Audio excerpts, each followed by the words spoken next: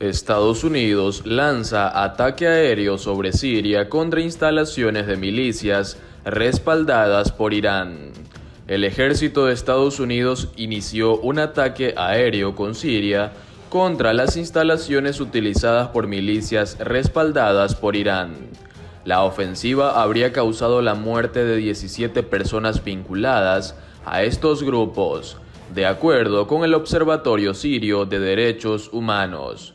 El ejército de Estados Unidos lanzó un ataque aéreo sobre Siria la noche de este jueves.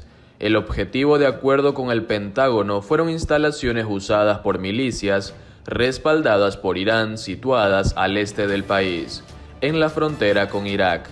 El portavoz del Departamento de Defensa, John Kirby, señaló que la acción militar emprendida tuvo lugar bajo la dirección del presidente Joe Biden y fueron autorizados no solo para responder a los recientes ataques contra las fuerzas estadounidenses y de la coalición, sino también para hacer frente a las amenazas en curso contra ese personal. Fuerzas militares estadounidenses lanzaron esta noche ataques aéreos contra infraestructura usada por milicias respaldadas por Irán en el este de Siria, afirmó Kirby en el comunicado. El portavoz del Pentágono señaló que la acción había sido proporcionada y añadió que se llevó a cabo respetando las medidas diplomáticas y tras haber consultado a los países que forman parte de la coalición internacional.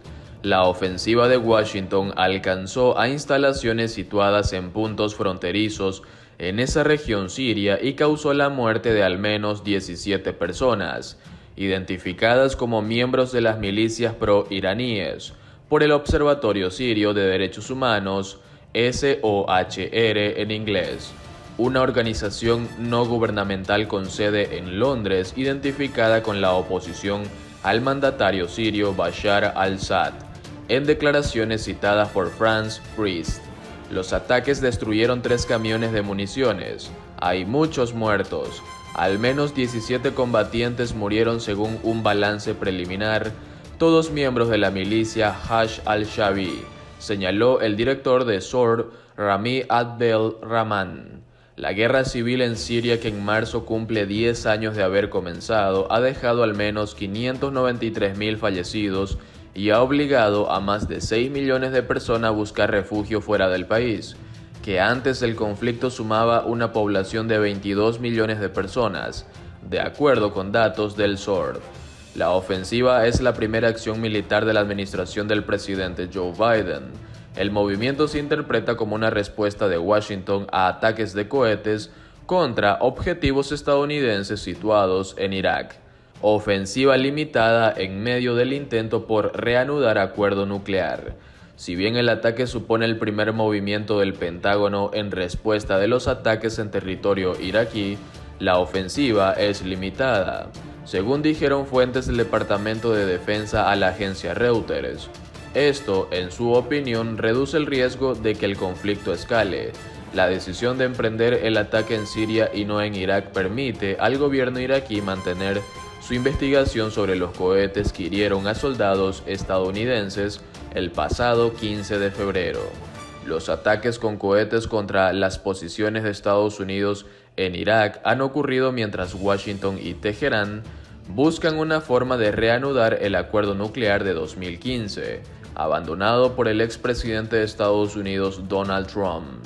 Trump intentó usar el poder militar de Estados Unidos, así como sanciones en contra de Teherán. El expresidente autorizó un ataque sorpresa el 2 de enero de 2020 sobre Irak, en el que murió asesinado el general Qasem Soleimani, uno de los hombres más poderosos del régimen iraní. La operación envía un mensaje inequívoco. El presidente Joe Biden actuará cuando sea necesario proteger al personal militar de Estados Unidos y de la coalición aliada con Washington en Irak. Se trata de una acción que tiene como objetivo reducir la situación general en el este de Siria e Irak, explicó Kirby en el comunicado difundido esta noche. La administración Biden condenó el ataque con cohetes contra objetivos estadounidenses situados en una región cercana a Erbil, la ciudad más poblada de la región semiautónoma controlada por los kurdos en Irak. ocurrido el 15 de febrero. Kirby dijo el martes que las autoridades iraquíes se encargarían de identificar a los responsables. El sitio del ataque se sitúa en el norte del país. El Kurdistán iraquí, que concentra un tercio de la producción petrolera del país, tiene zonas fronterizas con Irán al este, Turquía al norte y Siria oeste. Una milicia chiita que en árabe es conocida como Saraya Awila al-Dam, árabe para guardianes de la sangre, se atribuyó la responsabilidad del ataque. Irán por su parte ha negado tener vínculos con el grupo. Los cohetes lanzados hace 10 días alcanzaron la base militar de Estados Unidos ubicada en el aeropuerto internacional de Erbil. El ataque dejó un muerto y al menos 8 heridos, de acuerdo con el coronel Wayne Maroto, miembro de la Armada de Estados Unidos y portavoz de la coalición en Irak. Maroto entonces se limitó a aclarar que la persona que falleció era un contratista que no era de nacionalidad estadounidense, y aseguró que entre los heridos había ciudadanos de Estados Unidos y un miembro de sus Fuerzas Armadas. Por otro lado, el Senado determina que no se puede incluir el aumento del salario mínimo en el paquete de ayuda propuesto por Biden. La asesora oficial del Senado sobre reglas y procedimientos, Elizabeth McDonough, estableció que la propuesta de aumentar el salario mínimo a $15 la hora no puede ser incluida dentro del mismo proyecto de ley que el plan de alivio de $1,9 billones.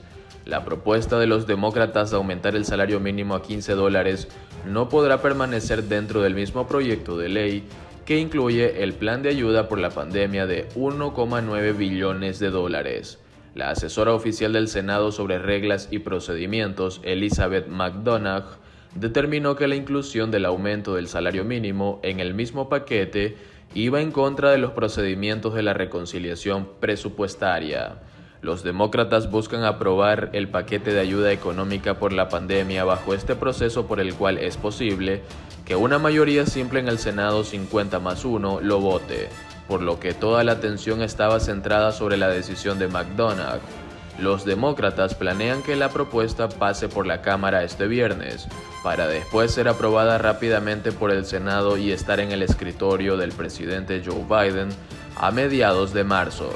Sin embargo, hasta el momento ningún republicano ha expresado su apoyo a la legislación, el cual es necesario dado que los demócratas solo mantienen la mayoría de la Cámara por un escaño. El proyecto de ley incluye cheques directos de $1,400 a hogares con ingresos de hasta $75,000 anuales y ayudas de hasta $3,600 por niño. La mayor oposición de los republicanos, que incluso ha dividido a los demócratas, es a la propuesta de incrementar el salario mínimo a $15 por hora, una decisión que, argumentan, dañaría a las pequeñas empresas del país. El miércoles, el líder de la minoría en la Cámara de Representantes, Kevin McCarthy, aseguró que no hay nada en la propuesta con lo que los republicanos estén de acuerdo. El líder de la minoría en el Senado, Mitch McConnell, también ha dicho que la legislación contempla cientos de millones de dólares para proyectos favoritos, sin una pizca de relevancia para la pandemia o la recuperación. En una conferencia de prensa este miércoles, McConnell dijo que no ha hablado con ningún miembro de la Cámara que apoye la legislación, la cual consideró demasiado costosa, demasiado corrupta y demasiado liberal. Los republicanos han llamado la atención sobre proyectos clave en distritos y estados democráticos que obtendrían financiamiento mediante el plan de alivio. Por ejemplo, un proyecto de tránsito por $100 millones en el estado natal de la presidenta de la Cámara de Representantes, Nancy Pelosi, y los $1,5 millones contemplados para el puente Seaway International al norte de Nueva York.